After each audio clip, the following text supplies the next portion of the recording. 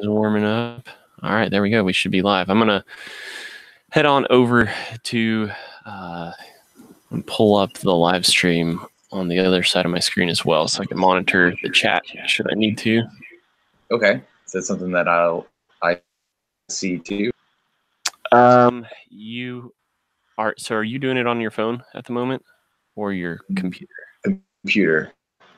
I wish there was a way that you could see the live chat like within this setup, but you can't. I have to bring up a separate window. So if you want to, yeah, you would have to bring up a separate window as well.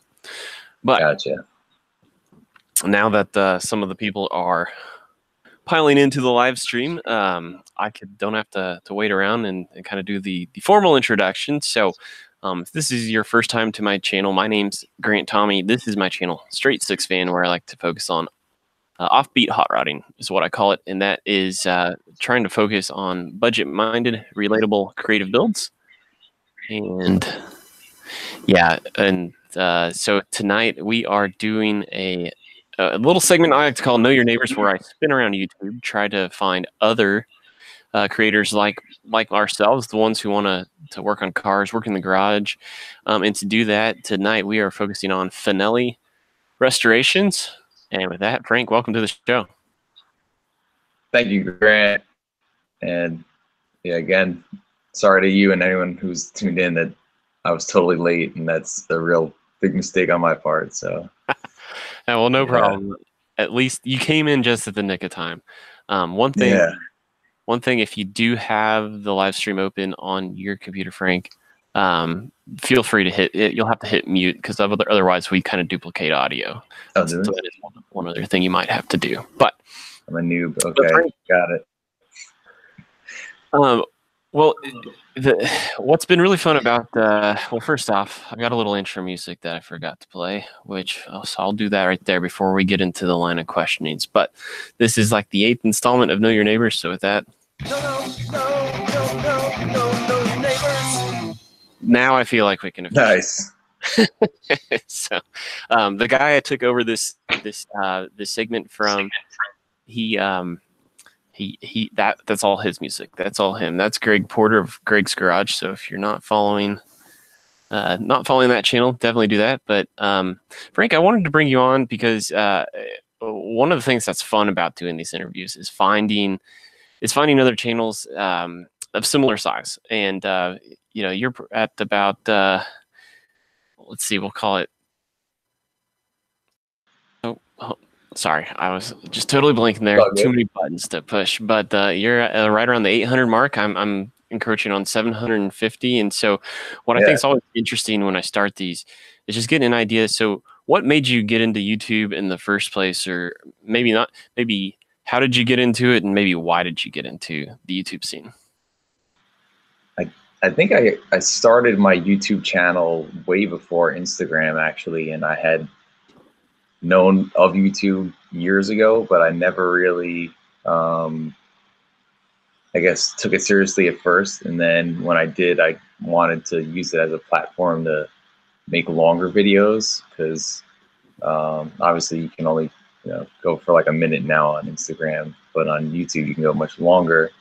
And I don't know, I just wanted to try and post like longer short or videos of what I do working on cars, but I found over time that I probably I'm more active on Instagram than YouTube just because it's easier. It's right there on the phone and just go right to it. Like my YouTube, I download it, take time to edit more lengthy videos and load them back up. But it just kind of haven't got quite as where I need to be, I think, on YouTube yet, but I'm working on it. Yeah, that's a constant struggle. In fact, we were kind of starting to talk about that in the first go around of this live stream.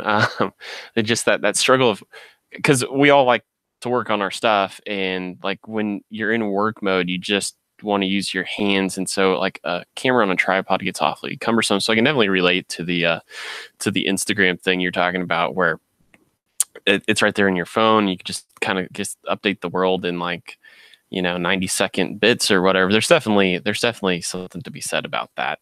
And there's other people I know out there that they have much bigger Instagram following, like Village Customs, for instance. he he's definitely like that. It's more about Instagram for him, but that's what's cool about the society we live in. I mean, we've got a platform for just whatever fits whoever. I think that's really cool. So what what I think is really unique about your channel, Frank, and correct, you tell me, do you usually go by Frank? Yeah, yeah, Frank. Okay, all right. I just wanted to make sure I wasn't No, it's just all good. assuming things. Um, but is your impressive fleet? Of course, the most recent thing is you built an extra storage unit for your for all your cars. But maybe take us through what does your fleet look like these days? How many cars do you have in the shed?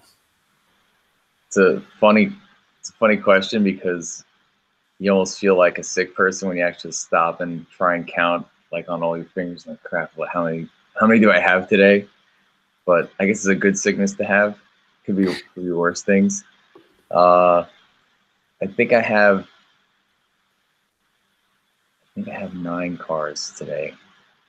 But so I usually count by. I'll start by the lowest here and I'll go up. So I've got the two Dodge, the 63 330s. So I had bought the. It was actually a funny story with those two cars. Like I wound up winning those on eBay this time last year, like not expecting to win those cars because I've always like I had a passion for the 63 Dodge 330.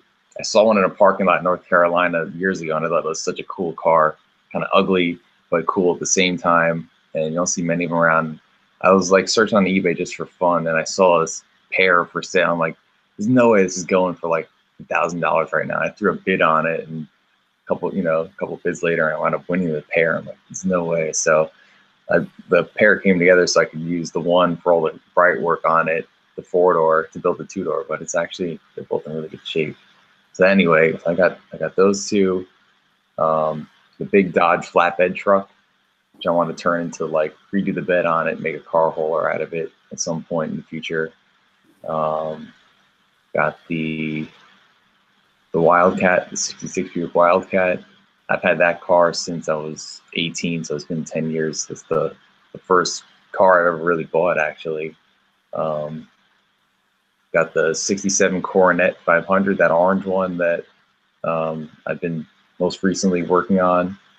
Then there's the Super B, and then I've got my 84 Rusty Ram, my Jeep, and I think that covers everybody.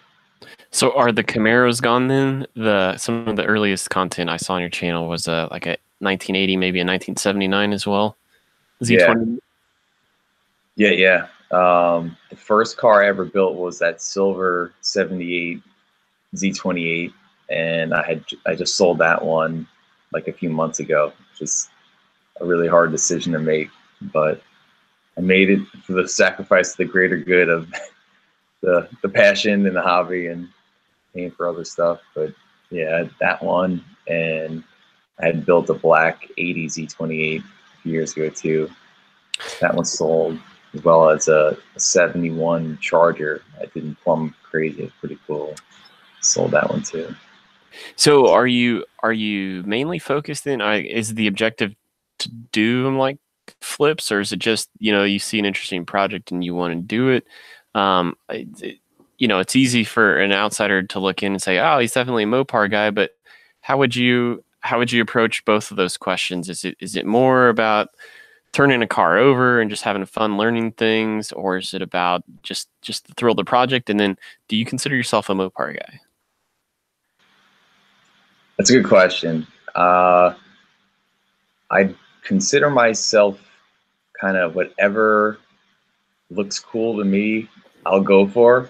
So like I guess like I'm non discriminatory when it comes to cars and hot rods, but in saying that, I think of lately I have kind of fallen into more of an appreciation for Mopar over the last few years, but there's still like certain Chevys or Buicks or Oldsmobiles or things I'll see on Craigslist and I'm like, yeah, I want to build one of those someday too. So I don't know, it's kind of a mix, but yeah, I've definitely become a pretty big Mopar fan for sure. But like I kind of appreciate a little bit of everything. And Sorry, I'm forgetting that the first part of your question. Oh yeah, well, I shouldn't have comboed like I did. That was a Okay. little long and windy, but so just since you have the fleet of 9, is it Oh, more my of a mission. yeah. All right, so it's kind of always been just an addiction, to be honest. Every car I build as if I'm going to keep it, and then I wind up reluctantly selling to further pay for future projects. So I've always like I do this just out of pure passion for like I see something and it's like I gotta save it. Just I see an old car that I'm like, oh, that thing would be so cool when it's redone, and I want to just see it through like its completion. So just it's the desire to like rebuild something that's totally destroyed and bring it back to life, and then love it for as long as I can, and then I kind of move on to the next one. So I mean, it's always been about building them, and then filming along the way has kind of come into it kind of throughout the builds, and that's where I still haven't really, like you're saying, I haven't. It's not that hard, but sometimes you just get so involved out in the garage, you forget to set up the camera or whatever, and you lose out on the chance to be able to kind of broadcast what you're doing. But Yeah, yeah, and it's, what oh sorry. no, no, go ahead. Well, and what I tell people too is like, so my situation is I always make sure I can park both cars in the garage by the time I'm done at the end of the day, and I'm usually working on a Sunday, and so that involves like, sometimes close to like an hour of cleanup in the garage after you've gotten your tools everywhere. And so then when you add the recording thing on top of it, it's like, when you had a window of time of 4.5 hours of free time, and then you start layering on that, like you can become pretty inefficient pretty fast. And so that's always a struggle for me. And then sometimes it's like, I mean, I'm more, it's more part of my workflow. I'm more used to it having the camera out there, but then when you're editing it and you're critical of yourself, like there's no dynamic shot here, and it's Yeah, like the lighting's horrible because I was just focused on doing what, trying to get done what I wanted to get done. So that's definitely, I think, constantly a huge struggle in this niche on YouTube, is to fight that. But I wanted to touch base a little bit on, or resonate something that you said sort of resonated with me about the you just like you get that you get that like look in your eye for a project where I want to see this thing through. And for me, one of the cars, like my channel is all about like I want people to realize how accessible hot rodding actually is, and I'm yeah, trying to like let people know you don't. Everybody wants to go the mainstream route and just find like the thing that we're all used to seeing, the '69 Camaros, Barracudas, Novas, Chevelles, Mustangs, and that thing. But I think I'm actually most excited about one of the 330 4-door. When I was watching you try to get that thing started for the first time, you mentioned how you had this sort of appeal to like do a top-notch interior job, but just leave that natural patina. And in a way, I could just see that being just like a really cool car to keep around forever for just like a cruiser, maybe. yeah. And so tell us a little bit about that project, where you're at with that one at the moment, and kind of what your thoughts are on that project. Yeah, so the four-door 63 330 is sadly still sitting right where she was when that video was filmed in the driveway. Um, and really, I haven't messed with it much since that video, which I hate to admit to, but I think part of my addiction, if we'll admit it to be, is that I'm so scatterbrained with what I do. Um, so I'm constantly like working on 10 things at once, which I guess is inefficient as hell, but I managed to get things done eventually. So I kind of a long wraparound answer to it. The whole garage thing is something when I first bought the house here that I wanted, like from the get go. I wanted a place to be able to store cars when I wasn't working on, the cars in the main garage to get work done, but it's only room for one in there. So getting that done like this summer and fall between all the other stuff I had going on took like a big priority towards the end, and I'm still just wrapping up that project now. Actually, this weekend I'm hopefully going to finish the walls on that garage thing I built. So once once that's done, I can finally like finish the interior on the 67 Coronet, and then that'll probably take me to the winter. And then it gets pretty cold around here, so we'll see how much I get done this winter. And then next year, probably be more tinkering with that, but I don't know if I'm going to focus much time on that car as much as I will starting the Super B. So I'm going to try and discipline myself to stay focused on one project at a time. So I don't know really where I'm going to go yet as far as which car is next, but I think it's going to be the Super B.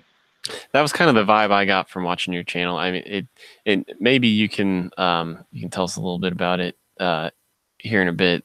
Maybe what the connection is to that specific year, make, and model.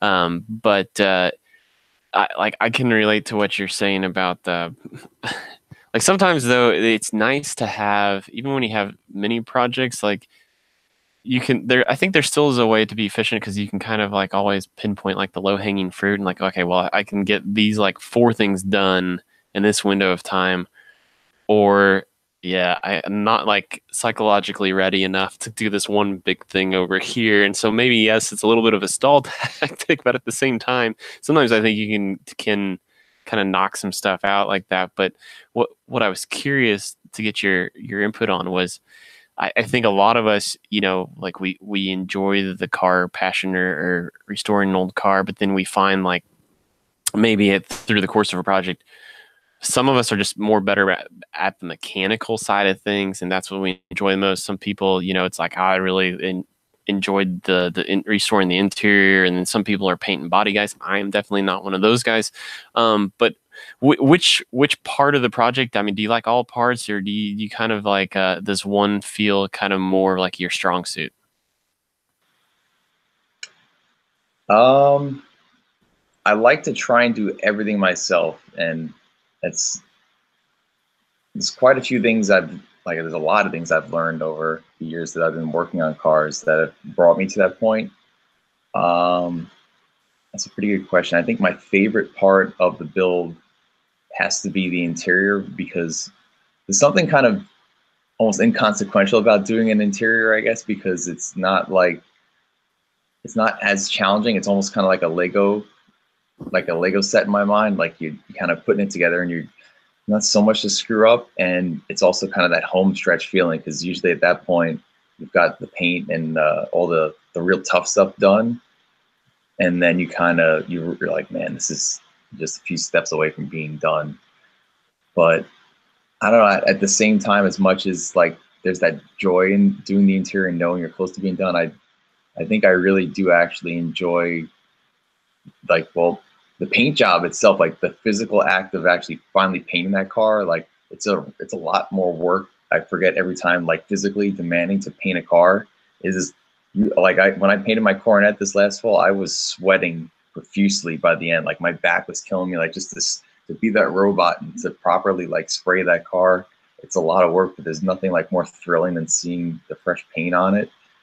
But also, I don't know. I mean, there's little things of joy for everything. I think even just stripping down the car from the beginning, just to bring it back down to bare metal and kind of start doing body work and everything but it's also kind of one of the more stressful parts too, is that first, stripping it down, because you don't know what's hiding underneath and kind of how much there is going to be. So I think the first satisfaction you get is when you finally block out the car and get into primer, and then you kind of work towards your final blocking before you go to paint. You're like, you can kind of see the car together at first, kind of get an idea of it. So I guess my favorite part of the build probably would still be interior, but there's a little piece of everything I enjoy. Yeah.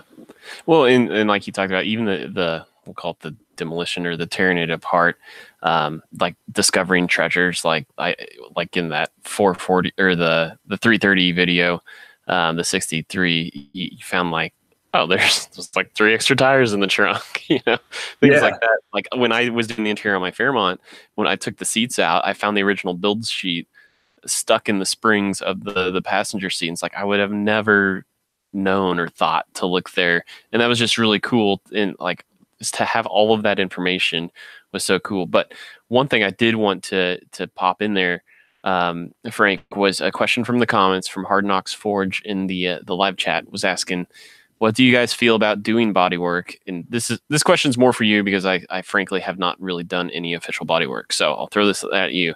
So he says, what do you guys feel about doing body work? Would you rather just buy new fenders, blah, blah, blah, or try to weld patches and work with what you have in front of you and keep original sheet metal?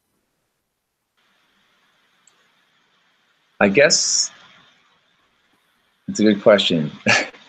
um, it it all depends on the availability. And just for a real general answer, I'd say it would depend. Because, like, for example, like for absolutely, like, doing body work is the most time consuming part of the build for sure. So if there's the availability out there to buy like a relatively inexpensive aftermarket reproduction panel, and I'm like trying to save some time, I would. But usually I find that unless like a fender is totally torched or destroyed, I'd rather just patch it and then do the work there myself. And also, like, a lot of aftermarket sheet metal can get pretty expensive. So unless something is like totally destroyed, matter of fact, my uncle, I learned a lot of my body work stuff from, he's got a yellow 57 Bel Air, which I think it might be in some of the stuff. I don't know if it's on YouTube, but the guy that helped me paint the coronet, my Uncle Joe, he taught me a valuable lesson a while back, in that a lot of reproduction sheet metal just doesn't live up to the same standard as nothing better than OEM. So, like, if you buy a hood that's either fiberglass or even steel that's a reproduction, it still might not fit perfectly, and you might have to tweak it a bit more. But if you can get like an original hood off of something the same year and make, generally they fit much better. So you can find a fender or something off of an OEM is a much better way to go to guarantee a fit. But as far as body work, I always try and save as much as I can, just, I guess, because it's there, and for budget reasons. Not so much for the fact that I like to say I have the original sheet metal versus other metal. That, like, the whole numbers matching game and all that stuff has never been something huge to me. I know it is to some people, but if I can get it, it looks good in the end and it's a good product, it's fine with me. But I think I just kind of trying to work with what I have as much as I can. That answers the question. Yeah, no, that makes sense. I think, obviously, like, the condition or the circumstances might dictate, okay, at this point it makes more sense to do this. Like, if it's rusted out on like where a seam comes together, it's like, okay, this is gonna be really hard to patch together right at, like the old factory pinch weld or something. Like, it's gonna make more sense to go try to search around and find donor car for that, to be able to remove that quarter panel or something somehow, so you can have all that factory profile or something. So I think I definitely understand what you're saying. Like, there's probably a time it makes more sense to do one over the other. But I want to get back on the Super B, the 1970 Super B topic, because a question had come up. Someone, I think, was thinking it was one of the whale tail cars, which I don't think that it is. But so I will lob it out there, back again. What is it that drew you? Do you have like a sentimental? Was there some special connection to this year of Super B, or is it something you always wanted, or is it just another one of those, hey, you kind of just fell in love with it at the moment kind of things? I wish I had it here with me, but actually I've got it at work. There's a model car my father built for me when I was a kid. I think it was an AMT or AMT, one of those brands. But either way, it was the '70 Dodge Super B model with, it was tub, big fat tires in the back. It had racing seats in it, and it had like a tunnel ram with dual quads or something sticking out of the hood. And it was just, I don't know, something really radical about it. And I always had it on my shelf along with like other different model hot rods growing up. And I always, for some reason, the look on that car, the split bumper up front and just the fat tires on it, I just thought was kind of like the epitome of like the coolest like I'd ever imagined. So as a kid, and I remember always having that on my shelf. And then, like, just a general, just like desire for owning that car someday. And then kind of never really expected to be able to even afford or have the chance to own one, or even be in the position where I am now, where I could learn on my own so much to work on them the way I do. And then a chance came around like a few years ago where I found one on Craigslist and wound up, going to see it, and it seemed to be a pretty decent candidate, and making a deal and purchasing it kind of just preemptively, because like I wanted it. I've got this.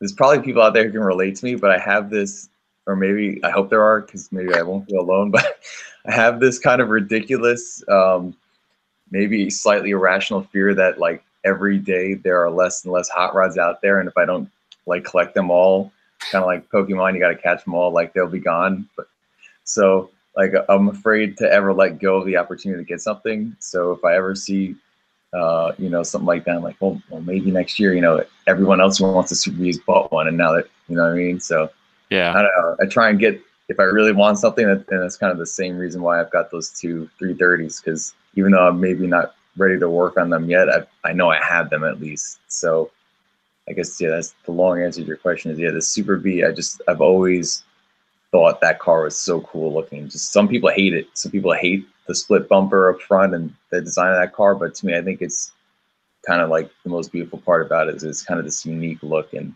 so for me, I say this, but I think I really mean it. Like this car, I do plan to build and keep for myself and not sell. I'd like to have this be like car I keep forever kind of thing. That was actually perfect timing on your answer, because who just joined the live chat, Classic Ride Society, to your point, Frank, was when you say you have like this feeling of, if I don't pick this car up right now, like it might go to waste. So Classic Ride Society's channel is all about, like the junkyard finds, and he's had so many videos of like these, like his last one was this pristine like 1972 Maverick that would have been a perfect platform for a lot of people. But this yard that gets these cars, if they don't sell them in a certain time frame, they just send them to the crusher. And it's like, so I think there is a little bit of validity to what you're saying about that feeling. Like maybe it's a bit extreme, but I don't think it's off base. I think there's certainly some reality to it. But I appreciate it. yeah. Well, one of my other favorite videos of yours on your channel is when you did pick up the flatbed, the Dodge D500, and it was a little bit of a roadkill fashion where you kind of on a whim went out, you found this truck and weren't really sure. You can fill in the details for the viewers, but I don't remember exactly how many miles you had to drive it back home, but it was certainly a story that you'll never forget. So walk us through a little bit about the experience of picking up the D500. Yeah, absolutely. That probably the most insane car story of my life thus far. So kind of going along with my irrational fear of not being able to own everything I want before they disappear, when I'm held captive, I guess is the best way to put it, or in a situation where I'm kind of like out of my element, i.e. this summer I'm an Army reservist, so I was down in Fort Benning for my annual training, and I'm away from everything. It's just me and about to do. Well, there's actually an app on like an iPhone for Craigslist. I found it's called like C Plus for Craigslist or whatever, and it's actually pretty good. So like it does a better job of filtering results than the actual online computer app, I find. So it's super easy to just scroll through there and just like you can set your research results, whatever, and just kind of search through cities. And so I was just scanning anywhere like within a few hours radius of Rochester, New York for just stuff. And then I was like, oh yeah, I have always wanted like a big old flatbed or some sort of like car hauler, because it would be so cool to be able to have, like at this point I'm trying to be as self-sufficient as I can with working on stuff. But now if I could even have my own means to transport my projects, if I need to, like for whatever reason, take something, let's say to a tranny shop, 'cause I don't know how to do transmissions yet or something like that, or maybe bring it to get blasted, or maybe when it's just done, just drive it around. I want like something to be able to haul cars. So I'm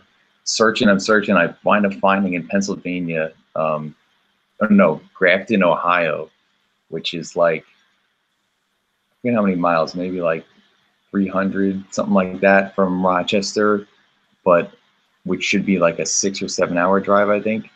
Um, Found it on Craigslist for not like too crazy of a price, and it looked like it was in pretty good shape.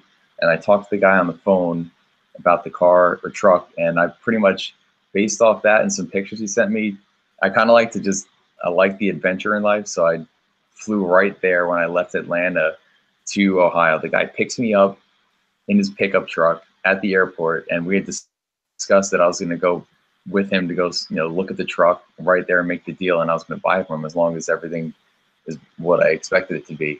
So he picks me up in his pickup truck at the airport. I'm like, hey, what's going on and whatever. And it starts raining. I throw my bags in the back of his truck or whatever. And he starts telling us we're driving towards what I assume to be his house, that there's a problem with the truck.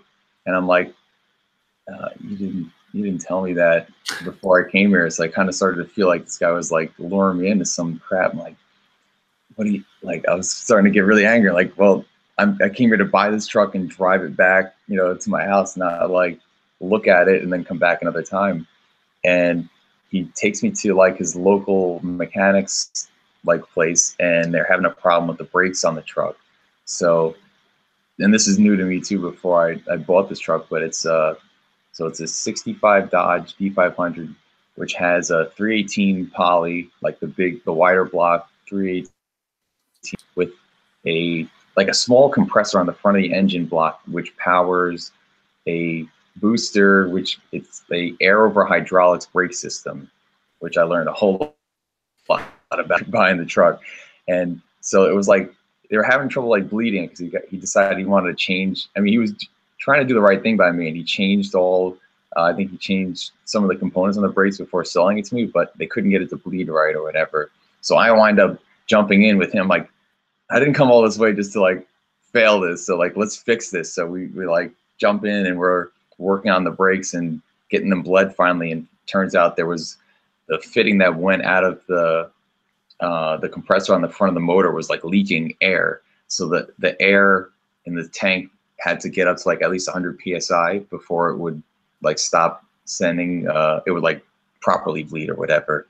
And so we finally figured that out and got it. He like drove it just to make sure it felt like it always did to him. And I went back and, we made the deal and whatever. And it was pretty much that.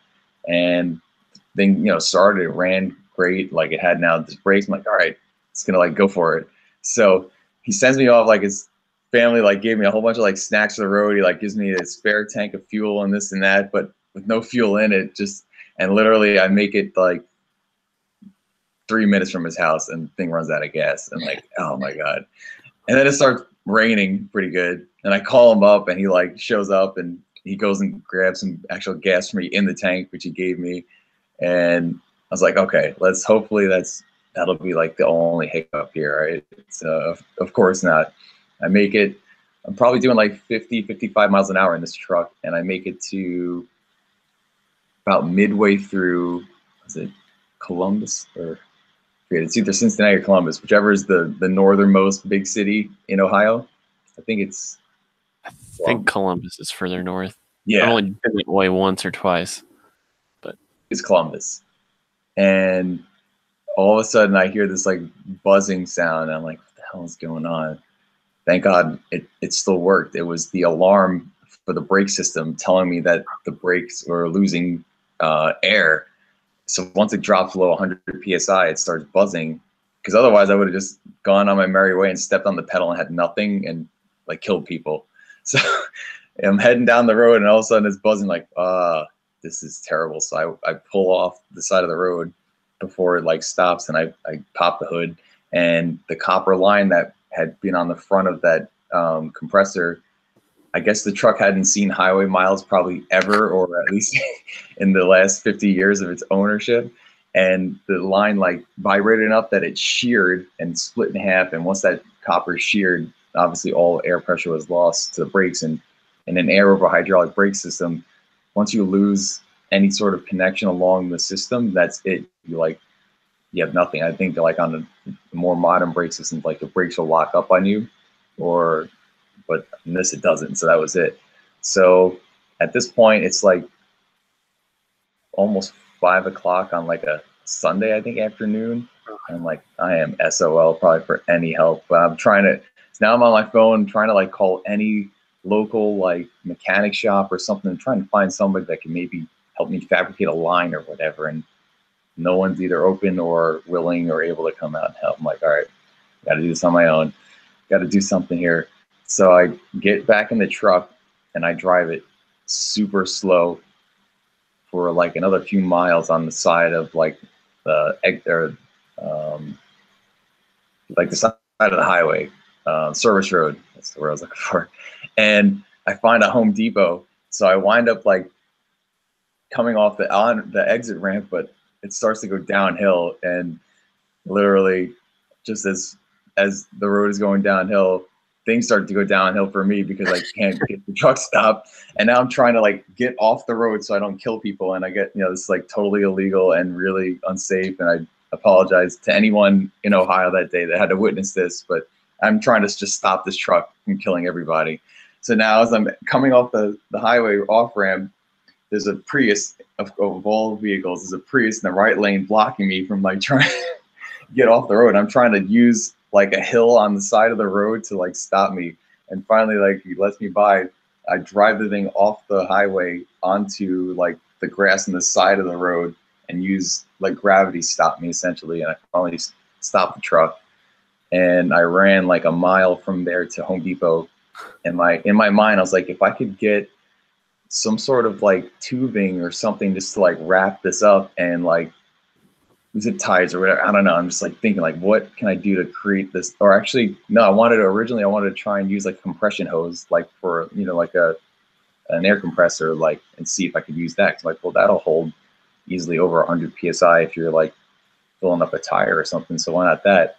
And I couldn't find anything in the right diameter. It had to be like an inch and something. And most stuff for compressors like 3/8. I'm like, crap. And then I went down to an aisle just by chance, and I ran into clear braided like PVC, or not PVC, but clear braided vinyl hosing for like dryer or like washing machines or whatever. I'm like, oh, that might work. And I read like the label, and it said like it's rated for like 100 and something PSI. I'm like, sold. I bought like a big wrap of that, a bunch of like metal like clamps, some basic hand tools, and I ran back to this stupid truck, and I like rigged this thing together, and it wound up like holding air pressure, and I was like dumbfounded. And so I started driving again, and I think I made it another few hours, and the line sheared then in another place, and I wound up having to it sheared right where it originally went into the fitting on the compressor itself. So now this way I had to like, there was like no way of getting it back in. So then I like limp it into an AutoZone, kind of the same situation again without killing people, to an AutoZone in Erie, Pennsylvania, like almost before they closed down. And this really nice guy in there like helped me go behind the counter. I wound up taking a power steering line from like a '09 Honda or something, I don't know. And I was trying to find some sort of line a tubing that would like be the same diameter, and I just was matching stuff up behind the counter. The guy just let me like just go and compare things. I found something that looked like it would work diameter wise, and I wound up like having to buy like one of those little metal cutters that just like spins around and cuts it clean. And I had to then get the brass fitting. It was like a crimp fitting off the old tubing and fit that back over it. But of course it was kind of like, chewed up from taking it off. And I don't know, I spent like an hour fabricating this new line to be able to go into the brass fitting on the compressor on the engine and retighten it. And it wound up working. And so now at this point, it was like almost 10 o'clock at night, but I was still Google Maps 4 hours from home, but it took like another like probably 6 or 8 hours. So I didn't get home till like 2 in the morning. But from there on out, there were no more flubs on that ride. But yeah, that was like the most trying truck experience of my life. But it's one heck of a story now looking back on getting this damn thing here. Yeah, that was crazy. Well, and definitely, like, guys, if you haven't seen the video, go watch it. Well, first off, if you aren't subscribed to Fanelli Restorations, do that. But then go check out that video because I mean, it's you've got I still I can picture the truck up the embankment in the ditch or whatever before the Home Depot stop. As you explained that, like I was reliving that. It's a pretty wild video. So yeah, I mean, kudos to you. I don't think I would have the cojones to do that now. In the live chat, some of those watching were asking how far did your shorts tuck coming off the interstate up up up the leg, the pant leg. Let's see what else we got in here. There was of course someone was asking about no working parking brake. Well, this is, I mean, I've driven enough 1960s technology wheat trucks in my day that I know, like, you might have a parking brake, but most of them don't. So, yeah, definitely go watch that video. That it's well worth the time. Frank, you know, really, I'm almost to the end of my question, so I will throw it out to the live chat. If anybody has a question for Frank, think about that, put it in the chat, and we'll try to get to that. But I guess the last place I'd like to finish is just knowing now, kind of hearing your approach to your content and creating videos. Like they look good from my end, but now I kind of sounds like the editing is maybe not the most top priority of things, but I think you have a pretty successful channel. You got a lot of videos with a lot of views, and you know, I think you've got at least 3 or 4 in the tens of thousands counts. But what advice would you give to any of the creators out there? Just like what lessons have you learned in your journey here on YouTube, doing this sort of content in our niche? Any pointers? And you can approach it either from the production standpoint or just working on car standpoint. That's a good question. I think definitely what I've learned is one thing for sure is that just grab the camera and try and film things like, you know, more so than not. Just have content, I guess, film when you can. And then I think, I don't know, from an editing standpoint, like I still just use the basic like iMovie stuff I have here on my Mac, which is like 10 years old. I haven't like updated or nothing fancy, but I think the biggest lesson I've learned really myself is, yeah, it's just I haven't done enough of filming what I do, like full length stuff, because a lot of, again, like it's pretty easy just to kind of film on my phone, and then I can just like edit a quick video on my phone and upload Instagram, and it's pretty quick. And of course, you know, you can like upload to YouTube from that too, but usually like Instagram, you're filming like this, YouTube would be like this. So it's kind of like, you know, you want to have a good quality video to be able to put out there to like be enjoyable for people to watch. So you want to, I try and use, like I have a GoPro, but like I always forget to use it. It's kind of like, you know, I'll just get outside and I'll get so involved. So I guess my own lesson that I'm still learning of myself is to try and film better of what I do. But yeah, I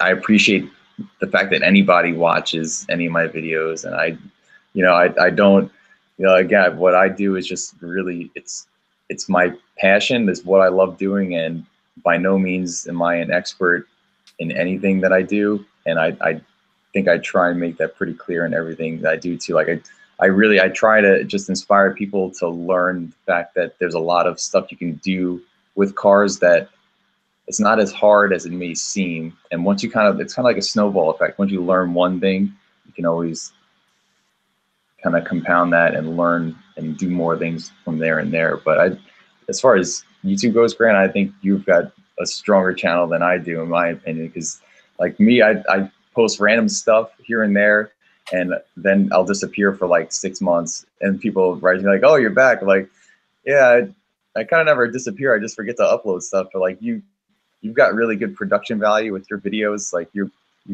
make really good camera angles. like I've watched a lot of the stuff that you post too, and like I think it's more like, as far as a YouTube creator goes, you do a much better job than I do of actually capturing what you do and like editing. You put a lot of time and effort into what you do. I can tell for sure, and there's something there that I haven't done yet. So I know I do, and there's plenty of people that appreciate the work that you put into what you do too. So I wanted to just put that there. Well, I appreciate the kind words. I mean, it certainly helps because it's a lot of work, you know. But It is, yeah. I can't wait for the day, you know, before the whole adpocalypse stuff last year, the people who lost monetization, that February 20th cutoff. Before that, I mean, I was in a pretty nice groove of probably posting every other week, and that was more comfortable for me. It's kind of grueling to, I mean, I'm trying to do content like almost twice a week now, every Sunday and Tuesday, and it's just I kind of can't wait to stop doing that. Yeah.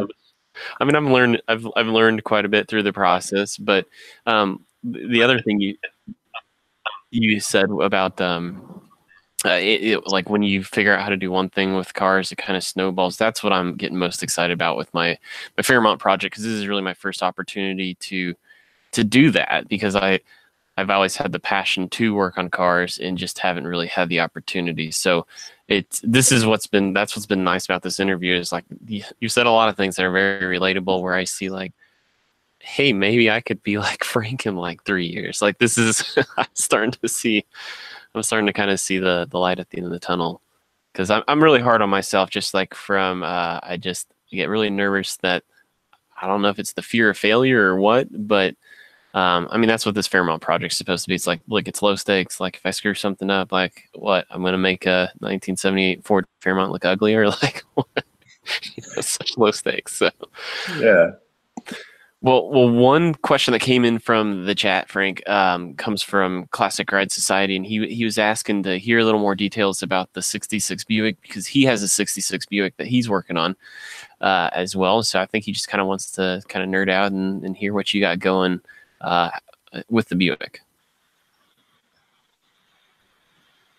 For sure. Can you hear me? Because my thing is. Well, we could there for a bit. It appears Frank is struggling a little bit with internet connection, so we'll see if that clears up here in a bit. Yeah, I'm like, I got this great image of you smiling and then me frozen. Oh, here we go. Hang on. I think I'm.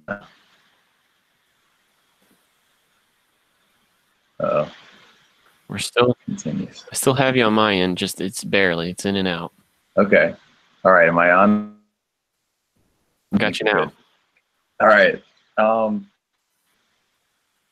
So yeah, the Wildcat, that car, to be honest, I have not done a lot of work on that car because it's such a cream puff. Like I bought that car back in 2008. My father actually found it for, if anyone's from Long Island or New York, there's Newsday, it was like the local paper, and then back before the days of Craigslist, or at least before Craigslist was a big thing, like there's usually like the old classifieds in the back of the newspaper where you'd get like a little like square like this big, like a 1 by 1 inch, and it said like 8 words about the car and like a little picture. And I can remember I was looking back there, and there's usually like 8 or 10 cars maybe per week shown in there. And my dad saw like this Wildcat and went and checked it out after work one day just to like look at it for me, knowing that I loved cars so much and the old cars. And he went and saw it, and I was like, yo, this is a pretty good car. And like took me one day just to go look at it in person. I was like, yeah, this is cool. Like I'd never heard of a Buick Wildcat before, but once I saw it, I was like just the styling of that car, I think it's really beautiful and kind of timeless. And I like the fact that the Wildcat is kind of unique. Like a lot of people either don't know what it is, they mistake it for an Impala, or you know, they just, or an Oldsmobile. Or I like owning stuff that people don't have. You know, no offense to anyone that owns a more common car out there, because I mean, I still love Novas and, you know, Bel Airs and all sorts of other stuff. And I mean, there's plenty of people that are Mopar people too. But the Wildcat itself, since I've owned it, I've maybe seen enough that I can count on maybe one or two hands.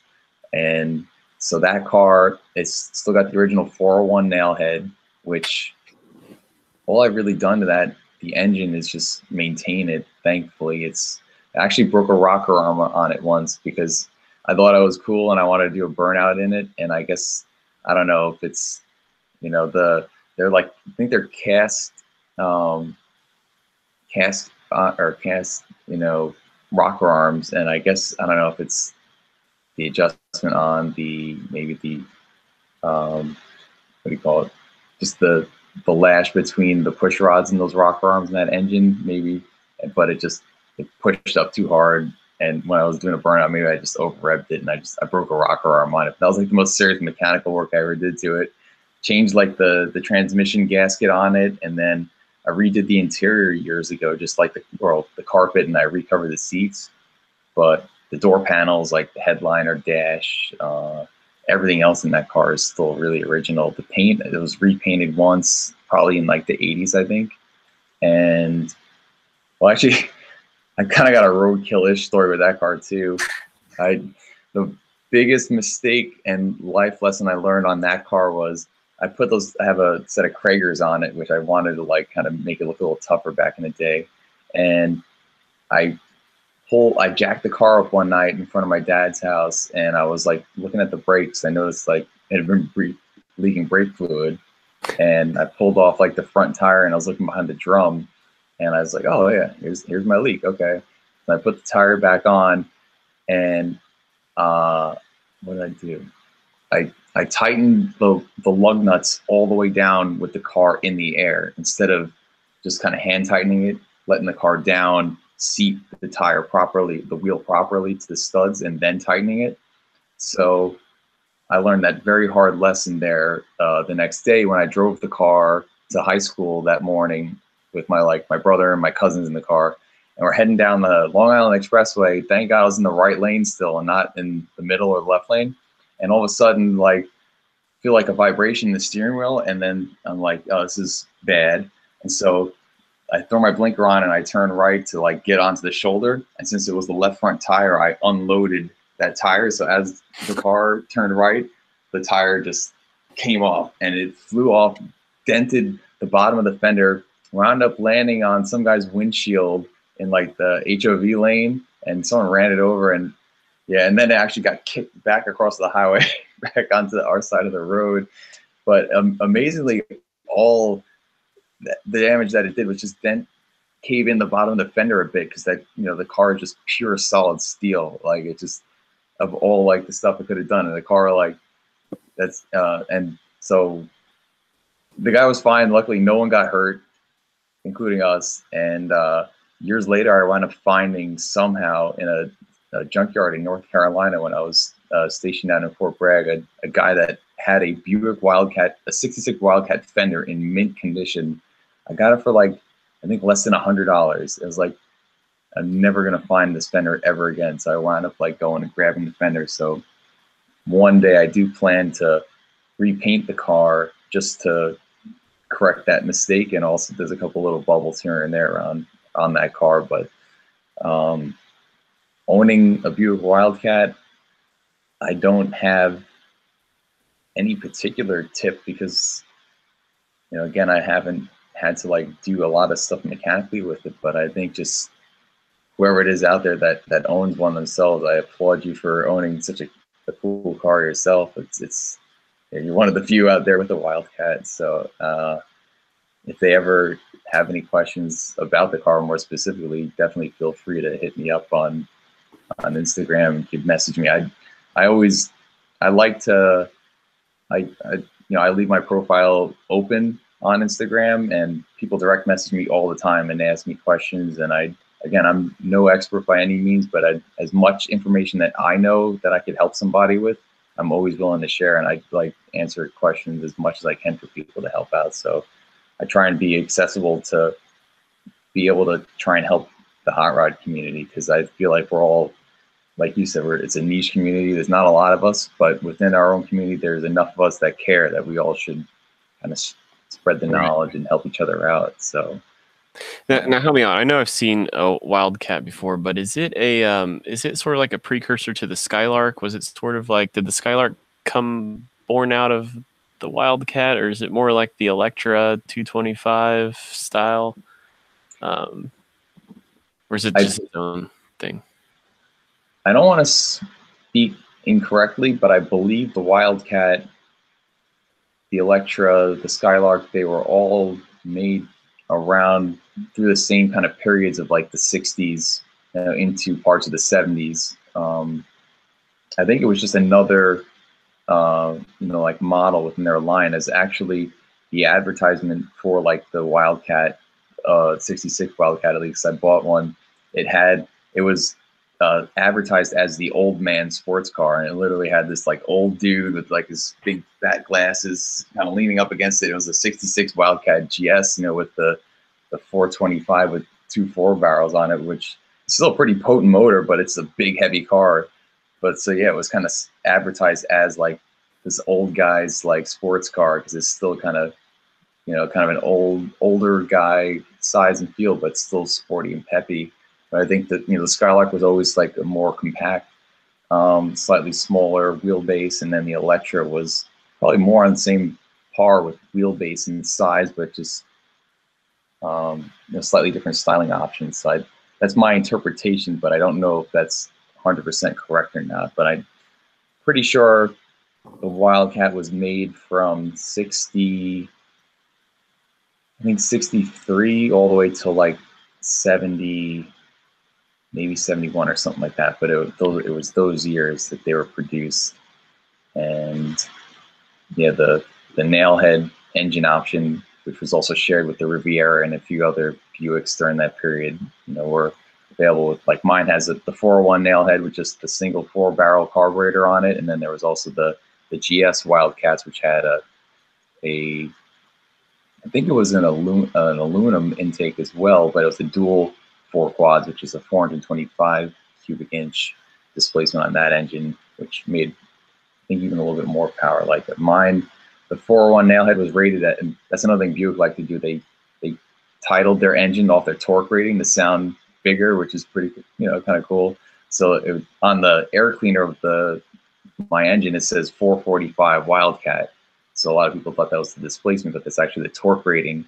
So it's a 401 cubic inch engine that made 445 foot-pounds of torque, and I think it was rated at 325 horsepower from the factory. And I think like the dual quad GS made like 340, 350 horsepower, and then torque rating was probably like 450, something like that. But still pretty cool either way around.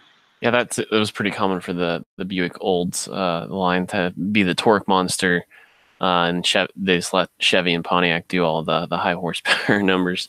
But Classic Ride Society sort of helped us sort through that. So yes, the Skylark's a mid-sized platform, and which it makes sense. You had mentioned it earlier, Frank, that people confuse the Wildcat for an Impala. So full size, the Wildcat, the full size platform. So that makes sense, because the Skylark's definitely more relatable to like the Chevelle size through the years. So, but Frank, we are encroaching on an hour now of streaming, so I don't need to take up more of your time. You've been really generous with your time, so I appreciate you coming on. And correct me if I'm wrong, but you said, was it Army Reserve is what you're in? Yeah. Okay. And I can ramble on with you all night if you're not wasting my time if you want to keep going, by the way. And again, I feel bad about being late from before, but yeah, I did 4 years, a little more than 4 years on active duty, and then I joined the reserve following that. So I'm currently a company commander for a drill sergeant company out of Mattydale, New York, which is like near Syracuse, and I'm living near Rochester now. That's like my other job. Well, I was gonna say it was kind of dumb luck when we scheduled this. I wasn't smart enough to connect some dots. I mean, I know I've seen a couple profile pictures of you, of course, in uniform. So I guess I somewhat knew this, but as we are 2 days out from Veterans Day, I guess I couldn't have picked a better a better guest to be on this show. So thank you for your years of service, in helping keep our country great, and the freedoms and liberties that we have. So just wanted to say thanks.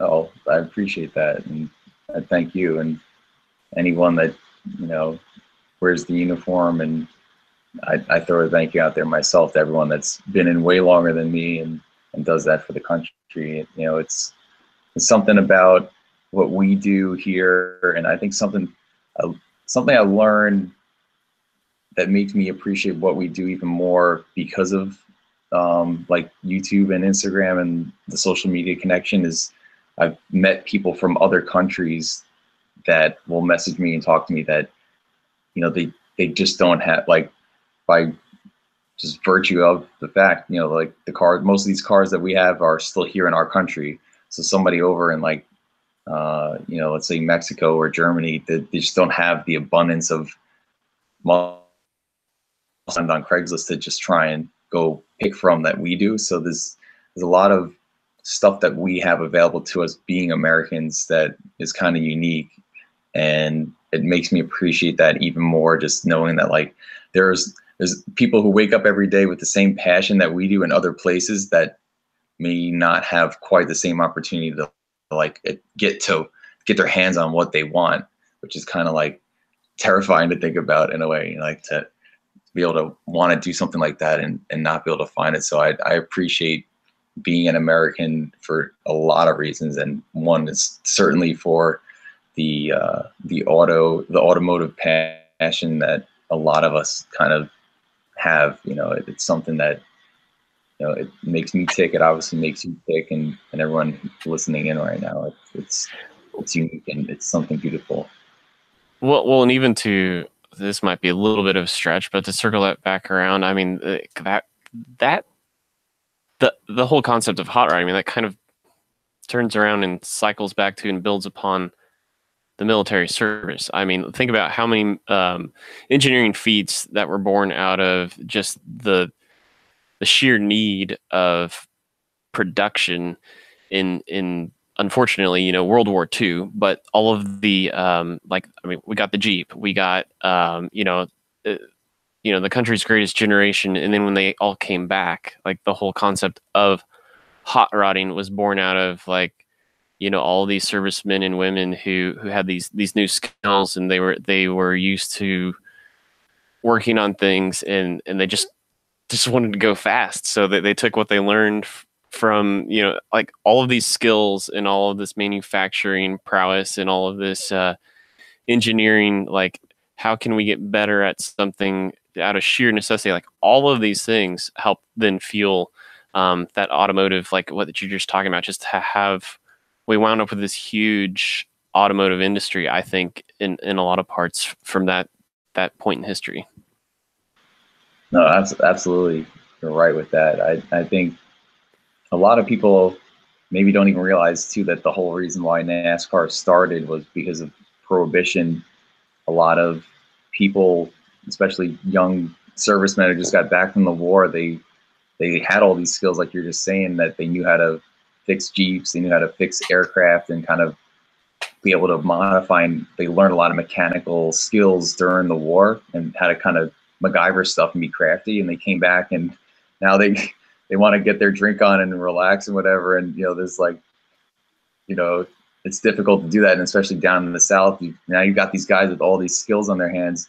They buy like a 40 Chevy Coupe, and they learn how to hot rod, for the first time. Like, they modify their engine to go faster. They do weight reduction on their car. They create a secret compartment, and they hide booze so they can outrun the cops when they get chased and get away with it. And, like, it doesn't really get much more American than that. Like, you've got the whole reason why, like, this whole culture develops is just so they can kind of get away with breaking the law and, like, drinking, and just, like, they modify their cars so they can get away with it. And that turned into, what the biggest spectator sport in our country today and kind of spawned, generations of car fanatics. And I think there's something like just so American and so awesome about that. So yes, there's a lot of cool things that have come out of, a lot of things from World War II really still affect us, like, or live on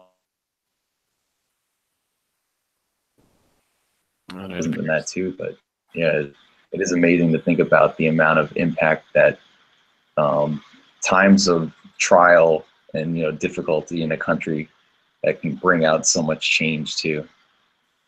Yeah, I mean, it was adversity, and it was, I mean, it was just, again, it was having to survive in stress mode. But I mean, you think about, like, Henry Ford thought he knew everything there was to know about the assembly line until the U.S. government started to ask him to start producing tanks and Willys Jeeps for a while. I mean, Ford was running a couple. So, like, and then not only were, I know in the comments it was mentioned, it's not just the mechanic skills of working on Jeeps. It was more, probably more of the skills came from working on like airplanes and things like that. And so all these lessons you learned about how to fuel a P-51 Mustang. Did I get that right?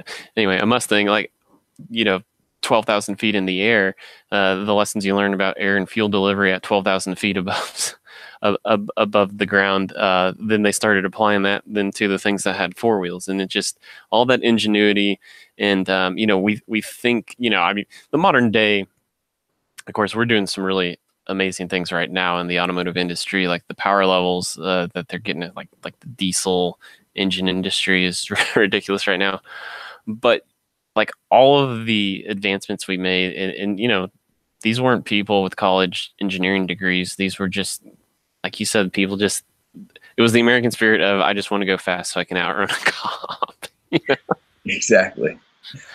So, well, all right. Well, I'm just gonna read through some of the live chat just real quick, just make sure we're not leaving anybody out. But I think for me, I mean, I need to probably shut this down for my own good. My wife was giving me a hard time, telling me it was going to take an hour and a half, and I said, "Oh no, it won't take an hour and a half." And that's my fault then. Blame it on me. No, that's all right.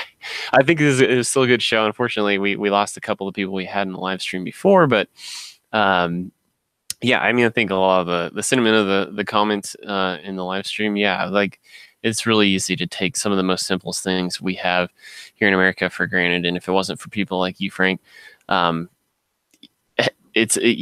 don't notice them till they're gone. And thankfully, you guys have made a lot of sacrifices to make sure that people like me just don't notice those things gone. And that sounds really, when I say it out loud, that sounds really shallow. But thank you. So no, thank you. All right, guys. Well, once again, that's Know Your Neighbors in Fanelli Restorations. If you've made it this far and you haven't subscribed to his channel yet, you're doing it wrong.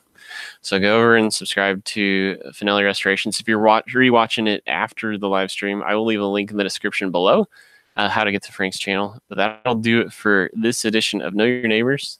Until next time, peace out.